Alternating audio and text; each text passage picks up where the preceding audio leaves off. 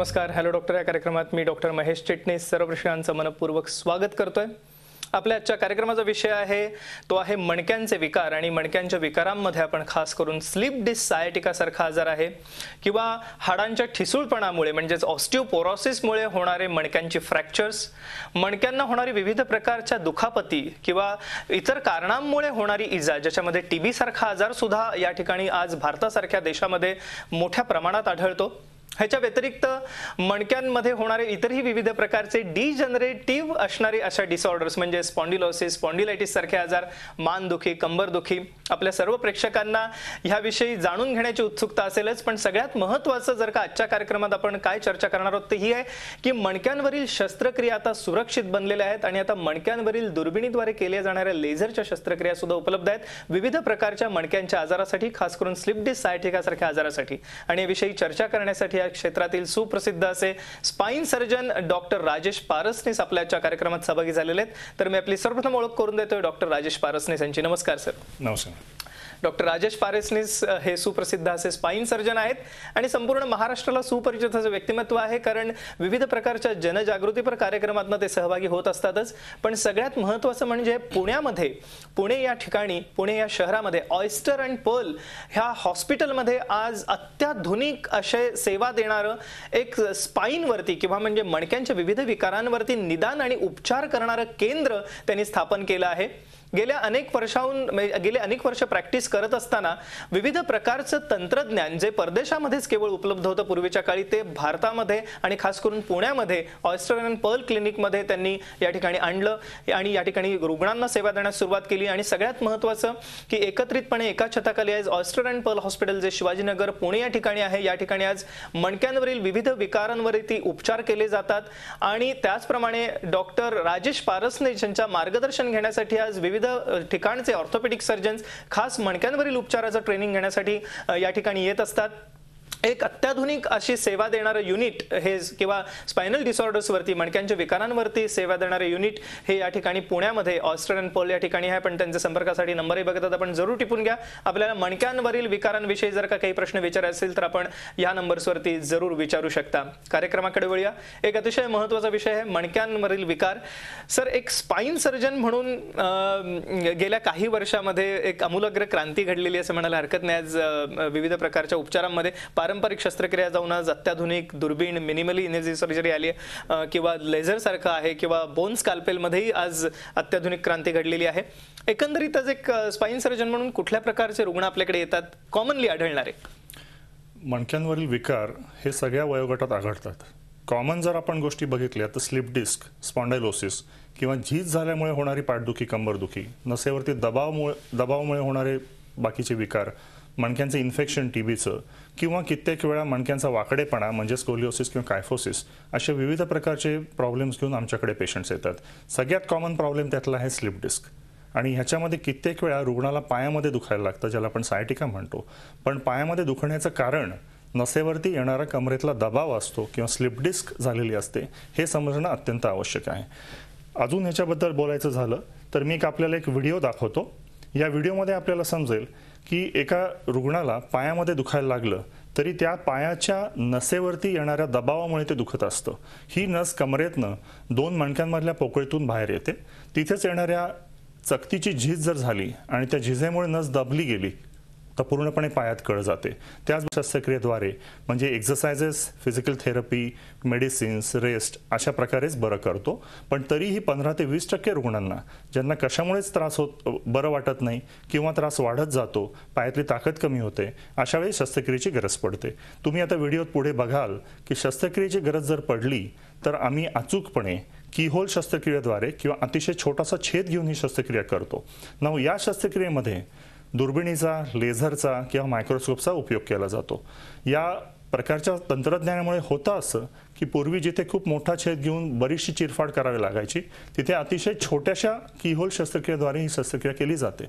आणि निश्चितपणे नसांना होणारा जो काही त्रास असतो, आजार होतो, हा दूर होतो. या शस्त्रक्रियेमध्ये होणारे कॉम्प्लिकेशन्स अतिशय कमी असतात. बऱ्याचशा वेळा रुग्ण त्याच दिवशी किंवा पुढच्या दिवशी चालू शकतो. हॉस्पिटलमध्ये राहण्याची गरजही कमी पडते. तुम्ही इथे बघाल तर आता त्या दुर्बिणीच्या मधनं आम्ही काही इन्स्ट्रुमेंट्स आतमध्ये टाकून ते होल मोठं करतोय. ह्याच्यामध्ये अचूकपणे जिथे त्रास आहे त्याच चकतीपर्यंत पोहोचलं जातं. त्याच्या बाजूचं हाड काढणं किंवा बाकीच्या टिश्यूजना धक्का पोहोचवणं अशी कुठलीही याच्यात प्रादुर्भाव होत नाहीत. बऱ्याच वेळा चकती झिजून एक मणका दुसऱ्यावर पुढे सरकतो, ज्याला लिस्थेसिस म्हणतात. याच दुर्बिणीतनं आपण स्क्रूज टाकून हे मणके जागेवर पण आणू शकतो. जर चकती फारच झिजलेली असेल तर त्या चकतीच्या जागी कृत्रिम केज बसवला जातो, तिथलंच हाड तिथे पेरलं जातं. या सगळ्यातनं साध्य असं होतं की रुग्णाचा पहिला त्रास तर दूर होतोच, पण भविष्यात परत तोच त्रास व्हायची संभावना जवळजवळ 0% असते. आणि स्क्रूनी फिक्स केल्यामुळे रुग्ण लगेच चालू शकतो. बऱ्याचशा वेळा रुग्णांना भीती असते की शस्त्रक्रियेनंतर माझी कंडिशन कशी होईल, मी कामावर जाईन का. मला सांगायला अभिमान वाटतो की या पद्धतीच्या तंत्रज्ञानामुळे पेशंट जवळजवळ 7 ते 14 दिवसात परत कामावर सुद्धा जायला लागतो. मला वाटतं हे खरं एक वरदान अशी ठरलेली शस्त्रक्रिया असं म्हणायला हरकत नाही. सर्वच रुग्णांसाठी मणक्याच्या विकारांच्या आज मणक्यांच्या विकारांवरती दुर्बीण आणि लेझरचे उपचार उपलब्ध आहेत. Oyster and pearl hospital Pune या ठिकाणी, शिवाजीनगर पुणे या ठिकाणी. मला आवर्जून सांगावं वाटतं की मणक्यांवरील सर्व विकारांसाठी, मग स्लिप डिस्क सायटिका सारखा आजार असो, मणक्यांना होणारी फ्रॅक्चर्स असोत किंवा मणक्यांना होणारा TB आहे, मणक्यांमध्ये होणारे गाठी आहेत, सर्वायकल स्पॉन्डिलोसिस म्हणजे मानदुखी कंबरदुखी आहे किंवा लंबर स्पॉन्डिलोसिस आहे, स्लिप डिस्क आहे किंवा सायटिका सारखा आजार आहे, अशा सर्व विकारांसाठी अत्याधुनिक पद्धतीने निदान आणि उपचार हे अतिशय महत्त्वाचे की हे सुरक्षित उपचार आहेत. आपण त्वरित दुसऱ्या दिवशी उठून चालू फिरू शकता, सेम डे आपण चालू फिरू शकता उठून, दुसऱ्या किंवा तिसऱ्या दिवशी आपण घरी जाऊ शकता आणि पूर्ववत कामावरती लवकरात लवकर रुजू होऊ शकता. मला वाटतं सर ही सगळ्यात महत्त्वाची गोष्ट होती जी आपण आता सांगितलीत की कारण बऱ्याचदा हे रुग्ण यंग एज मधले असतात, ते त्यांना जॉब त्यांच्यासाठी अतिशय महत्त्वाचा असतो आणि अशा रुग्णांना जर का कामावरती पूर्ववत लगेच जाता येत असेल तर मला वाटतं ही एक खरोखर वरदान अशी शस्त्रक्रिया असं म्हणायला हरकत नाही. हा झाला एक तरुणांच्या बाबतीतला किंवा अशा प्रकारच्या आजार असणाऱ्या रुग्णांच्या बाबतीतला भाग. भारतामध्ये स्त्रियांमध्ये खास करून ऑस्टिओपोरोसिस किंवा हाडं ठिसूळण्याचं प्रमाण खूप आहे आणि बऱ्याचदा आपण म्हणतो की आजीची किंवा म्हाताऱ्या व्यक्तींची उंची कमी होते, ती बऱ्याचदा स्पायनल फ्रॅक्चर्स झालेली असतात, त्यांना म्हणजे मणक्यांमध्ये दुखापती झालेली असतात किंवा फ्रॅक्चर झालेली असतात आणि अशा वेळेस तीव्र स्वरूपाच्या वेदना होतातच, म्हणजे पाठ दुखणं तीव्र स्वरूपाचं असतंच. तर अशा रुग्णांसाठी सुद्धा काही उपचार उपलब्ध आहेत का? जरूर आहेत. हाडांचा ठिसूळपणा म्हणजे ऑस्टिओपोरोसिस तुम्ही म्हणलात तसं स्त्रियांमध्ये आणि वृद्ध लोकांमध्ये फार प्रादुर्भाव असतो त्याचा, पण आजकाल तरुण लोकांमध्ये सुद्धा हे दिसायला लागलंय कारण आपण सूर्यप्रकाशात जातच नाही आणि आहारामध्ये कॅल्शियम कमी असतं. परत तुम्ही लॅपटॉपवरती बघाल तर तुम्हाला दिसेल की नॉर्मल असणारं हाड आणि ऑस्टिओपोरोसिस होऊन ठिसूळ झालेलं हाड ह्याच्यामध्ये खूप आमूलाग्र फरक असतो. ह्याच्यामुळे होतं असं की जरा जरी धक्का लागला तरी हाडं जी असतात मणक्यांची ती दबायला लागतात, त्याला बाक येतो, उंची कमी होते. एवढंच नाही तर त्रास जर फार वाढला तर रुग्ण विदाऊट सपोर्ट चालू शकत नाही, त्यांना व्हीलचेअरवरती फेरावं लागतं. तर ह्या सगळ्या गोष्टींना दूर करण्यासाठी एकच मार्ग असतो, ते म्हणजे तिथे हाडाचा जो पोकळपणा आहे तो कमी करण्यासाठी सिमेंटचं इंजेक्शन देऊन हे दुखणं लवकर दूर करायचं आणि माणसांना परत चालायला फिरायला प्रवृत्त करायचं. हे करण्यासाठी पूर्वी आम्ही फक्त इंजेक्शननी सिमेंट द्यायचो मणक्यांमध्ये, ज्याला व्हर्टिब्रोप्लास्टी म्हणतात. नंतर असं लक्षात आलं की मणक्यांचा जो दबाव झालेला आहे तोही दूर करण्यासाठी आतमध्ये मणक्यांची उंची पूर्वत असण्यासाठी काही तंत्रज्ञान आवश्यक आहे. तुम्ही आता व्हिडिओमध्ये बघाल की मागच्या बाजूनी न उघडता फक्त सुई वाटे आतमध्ये एक फुगा किंवा बलून फुगवला जातो. या बलूनच्या प्रेशरमुळे दबलेला मणका पूर्ववत आधीच्या उंचीपर्यंत उघडतो. तिथे जी पोकळी तयार होते त्या पोकळीमध्ये नंतर त्याच सुईमधनं लिक्विड सिमेंट म्हणजे पातळ स्वरूपाचं असलेलं बोन सिमेंट सरकवलं जातं. बोन सिमेंट हे 10 ते 15 मिनिटात सेट होऊन हार्ड होतं. ते झाल्यानंतर मणक्यांची क्षमता लोड बेअर करायची खूप वाढते. मणक्यांमधनं होणारा त्रास म्हणजे दुखणं, पाठदुखी पूर्ण बरी होते. जवळजवळ 70 ते 80 वर्षाच्या वयात सुद्धा या सर्जरीनंतर रुग्ण लगेच त्याच दिवशी रात्री घरी जाऊ शकतात. ह्याच्यामुळे खूप प्रमाणात लोकांना होणारा त्रास आणि बेड रेस्ट म्हणजे झोपून राहण्यामुळे होणारे जे प्रादुर्भाव किंवा बाकीचे कॉम्प्लिकेशन्स आहेत ती दूर होतात. ओके. आणि ह्या शस्त्रक्रियेनंतर सुद्धा रुग्ण किती वेळात हॉस्पिटलमधून घरी जाऊ शकतो? ही युजली डे केअर सर्जरी असते, म्हणजे रुग्ण त्या दिवशी सकाळी येऊन संध्याकाळी घरी जातो. म्हणजे हॉस्पिटलमध्ये ऍडमिट होण्याची सुद्धा गरज नाहीये. अजिबात. मला वाटतं हे एक अतिशय वरदान अशा ठरलेल्या शस्त्रक्रियात मग मणक्यांवरती स्लिप डिस्क सायटिकासाठी दुर्बीण लेझरचं तंत्रज्ञान आहे. खास करून आमचे जे सिनियर सिटीजन्स प्रेक्षक आहेत जे आजचा कार्यक्रम बघतायत, जर आपल्याला मणक्यांची फ्रॅक्चर झाली असतील, ऑस्टिओपोरोसिस असेल, तर केवळ ह्या डे केअर प्रकारचे असे जे उपचार आहेत अतिशय सुरक्षित उपचार आहेत. सगळ्यात महत्त्वाचं म्हणजे ह्या उपचारांमुळे आपण एका दिवसात हॉस्पिटलमधनं घरी जाऊ शकता. इनफॅक्ट ऍडमिशनची गरज नाही आपल्याला. ही डे केअर प्रोसिजर आहे. आणखीन अशाही विविध प्रकारचे उपचार आहेत ज्यांची आपण आज कार्यक्रमामध्ये माहिती करून घेणार आहोत. सर, आपण आता सांगितलं की किती सोप्या रीतीने आज अतिशय सुरक्षित उपचार मिळू शकतात मणक्याच्या विकारांसाठी. खास करून स्लिप डिस्क सायटिका आहे किंवा जर का फ्रॅक्चर्स झाली असतील मणक्यांमध्ये किंवा इतरही प्रकारच्या आजारांसाठी. कधी कधी बऱ्याच प्रमाणामध्ये जेव्हा फार मोठ्या प्रमाणामध्ये आजार असतो आणि काही वेळेस जर का रुग्ण जो आहे तो तरुण असेल तर त्याला कदाचित जास्त ऍक्टिव्हिटीजची गरज पडू शकते. तर अशा वेळेस काही नवीन अजून तंत्रज्ञान आलेलं आहे का की जेणेकरून त्याची जी असणारी क्षमता आहे, शारीरिक क्षमता आहे, त्याचा यूज वाढ होतो. त्याच्यामुळे मानदुखी किंवा मानेमधल्या स्लिप डिस्कमुळे हातामध्ये होणारे त्रास बरेचसे आहेत. पेशंटचं कमी असलेलं वय हे लक्षात घेता गरज अशी असते की अशा प्रकारची शस्त्रक्रिया केली जावी की ज्याच्यामुळे पेशंटला पहिल्यासारख्या हालचाली तर शक्य होतीलच आणि भविष्यात परत त्रास होणार नाही. मानेमध्ये जेव्हा स्लिप डिस्क होते, तुम्ही आता लॅपटॉपवरती परत बघू शकाल, तर चकती झिजल्यामुळे नसेवरती दबाव येऊन तिथे त्रास होऊ शकतो. ह्याच्यामुळे हातामध्ये मुंग्या येणं किंवा दुखणं हे सुरू होतं. अशावेळी तिथलं नसेवरती येणारं प्रेशर काढलं जावं, चकती बदलावी ह्याची गरज असते. कन्व्हेन्शनली या शस्त्रक्रियेमध्ये चकतीच्या ठिकाणी बोन ठेवलं जातं आणि ह्याच्यामुळे मणके एकमेकाला जोडतात, त्याला फ्युजन म्हणतात. पण यामुळे होतं असं की तिथली हालचाल बंद होते आणि वरच्या किंवा खालच्या चकतीची झीज वाढत जाते. म्हणजे आपण जर इथे कृत्रिम चकती किंवा असा मेकॅनिझम काही तयार केला की जसा गुडघ्यामध्ये आणि खुब्यामध्ये आज सांध्या बदलीनंतर माणसाला सगळ्या गोष्टी हालचाली करता येतात, तर हा त्रास दूर होऊ शकतो. तुम्ही इथे बघाल तर ती चकती काढून तिथे आम्ही एक्झॅक्टली त्याच साईजची कृत्रिम चकती बसवतो. या कृत्रिम चकतीमध्ये हालचाल व्हावी ह्याच्यासाठी आतमध्ये एक स्पेसिफिक मेकॅनिझम असतो. वरचा आणि खालचा भाग दोन साईडच्या मणक्यांना जोडला जातो आणि मधल्या जॉईंटमुळे पुढे मागे वाकणं किंवा साईडला वळणं ही मानेची जे काही नॉर्मल हालचाल आहे ती सगळी केली जाते. तुम्ही ते व्हिडिओमध्ये बघाल की या कृत्रिम चकती रोपणानंतर माणसांना सगळी नॉर्मल हालचाल करता येते. सर्जरी नंतर या प्रकारे एक्सरेवरती ती कृत्रिम चकती दिसते.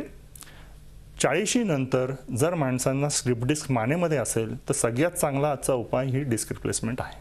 ओके, म्हणजे आपल्याला पुन्हा सर्व ऍक्टिव्हिटीज किंवा काम करता येऊ शकतं ऑपरेशन नंतर सुद्धा. ही सगळ्यात मला वाटतं महत्त्वाची गोष्ट आहे. त्यामुळे डिस्क रिप्लेसमेंट, आतापर्यंत आपण जॉईंट रिप्लेसमेंट ऐकलं असेल, पण डिस्क रिप्लेसमेंट सुद्धा होऊ शकते आणि याचा सर्व फायदा हा रुग्णांना मिळू शकतो. मी मगाशी सांगितल्याप्रमाणे आपण कॉन्टॅक्ट नंबर बघत आहात ते जरूर टिपून घ्या. या ठिकाणी जर आपल्याला मणक्यांच्या विकारांविषयी माहिती घ्यायची असेल तर आपण आतापर्यंत स्लिप डिस्क विषयी माहिती घेतली, मणक्यांचं फ्रॅक्चर असेल तर त्यावरती नवीन उपचार झाले त्याविषयी माहिती घेतली, किंवा डिस्क रिप्लेसमेंट सुद्धा होऊ शकते ह्याविषयी सुद्धा डॉक्टर राजेश पारसनीस यांनी आपल्याला आता मार्गदर्शन केलं. हे सर्व उपचार आज ऑयस्टर अँड पर्ल हॉस्पिटल जे शिवाजीनगर पुणे या ठिकाणी उपलब्ध आहेत, ज्यांचे आपण संपर्कासाठी नंबरही बघत आहात. सगळ्यात महत्त्वाचं आहे की आज लेझर आणि दुर्बिणीद्वारे हे उपचार अतिशय सुरक्षित झालेले आहेत. त्यामुळे आपण न घाबरता हे उपचार घेऊ शकता. सर, हा एक महत्त्वाचा भाग होता आतापर्यंतच्या ह्याच्यामध्ये की बऱ्याच प्रमाणामध्ये रुग्णांना ह्या भीतीला सामोरं जावं लागायचं की आपल्याला ही शस्त्रक्रिया करून घेत असताना नसेल तर दुखापत होणार नाही ना, किंवा त्याच्यामुळे काही त्रास होणार नाही ना, अशा प्रकारचं नेहमी एक धाकधूक ह्या रुग्णांच्या मनामध्ये असायची. काय नवीन तंत्रज्ञान आलेलं आहे जेणेकरून आपण ही भीती काढू शकतो? ही भीती बऱ्याचशा रुग्णांना आज सुद्धा वाटत असते. जेव्हा आम्ही कुठल्याही रुग्णाला शस्त्रक्रिया करायला सांगतो जो बाकीच्या उपायांनी बरं झालं नसेल, तर पहिली भीती त्यांच्या डोळ्यावर दिसते की मी परत चालू शकेल का, पॅरालिसिस होईल का, नसांना धक्का लागेल का. कारण पूर्वी ज्या काही तंत्रज्ञानाने शस्त्रक्रिया केली जायची त्याच्यामध्ये काही रुग्णांना हा धोका असायचा. पण आता नवीन तंत्रज्ञानामध्ये दोन फार मोठे गोष्टी आपल्याला मिळालेल्या आहेत.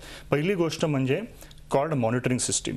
जेव्हा मोठी शस्त्रक्रिया असते, ट्यूमर असतो, कॅन्सर असतो, ती काढायची मोठी शस्त्रक्रिया जर असेल किंवा डिफॉर्मिटी करेक्शन म्हणतात त्याला, तर आम्ही इलेक्ट्रोड्सद्वारे त्या नसांचं नियमन करतो की जर समजा नसेला धक्का लागायची शक्यता असेल तर ते त्वरित आम्हाला कळतं.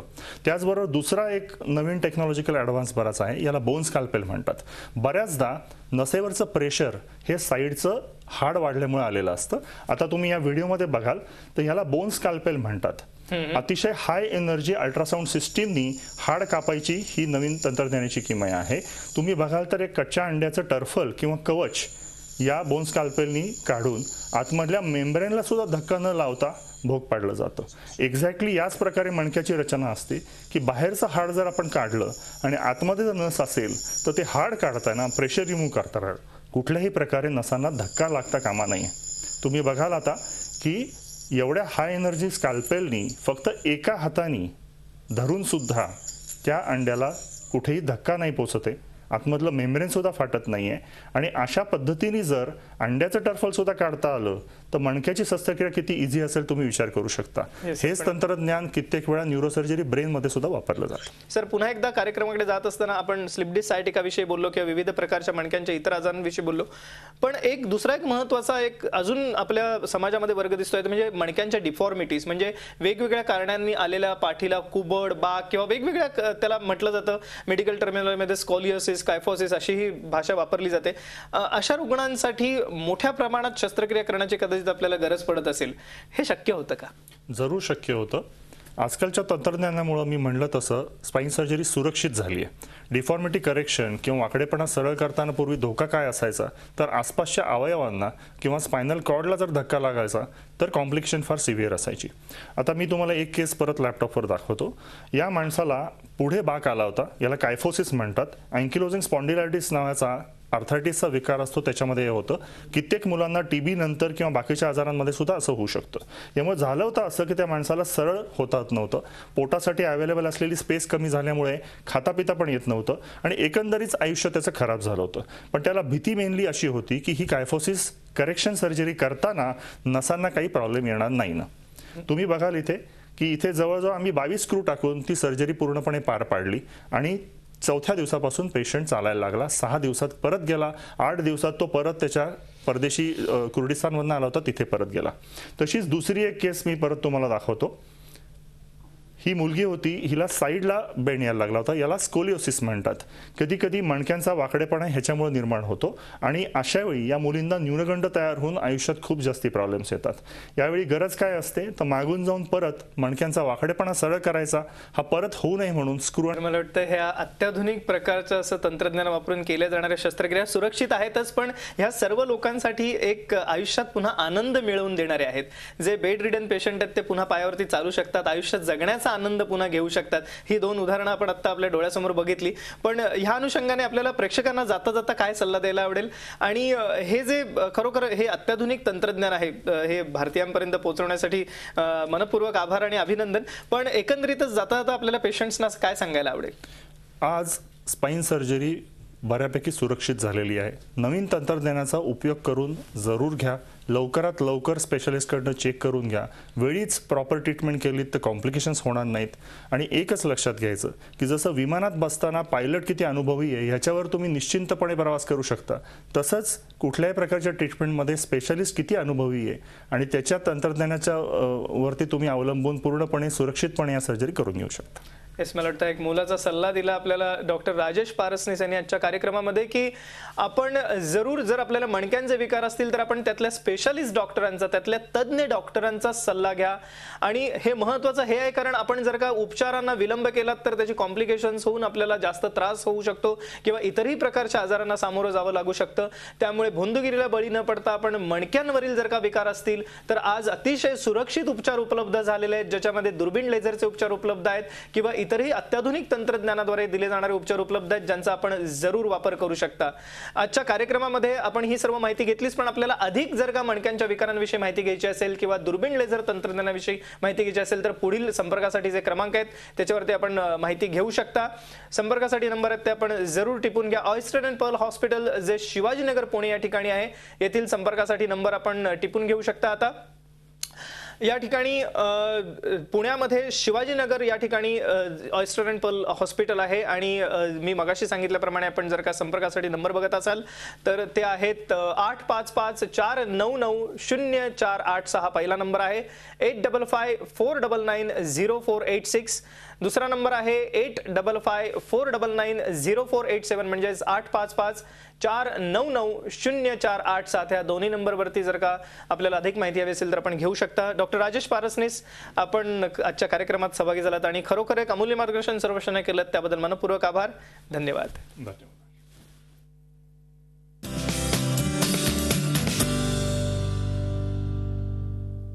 झी 24 तास, एक पाऊल पुढे.